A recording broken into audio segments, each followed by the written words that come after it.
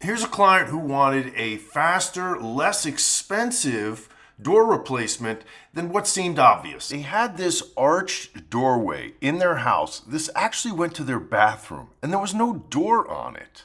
And that felt very odd to them.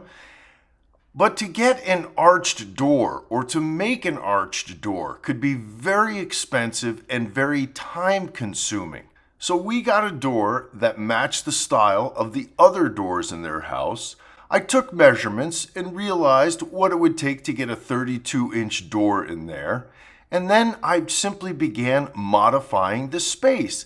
I notched out the arch, I built a custom jamb, I got the door hung. So even though this is a door job, as you can see, oftentimes you can help yourself by just using your own creative carpentry solutions to get things done.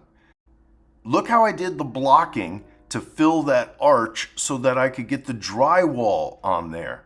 You're not going to learn that in any door videos, but these are the things you have to think about when you're coming up with solutions for people. And then I patched up the arch and got some casing on there, and then their painters came in and did the final patching and painting, and it looked fantastic.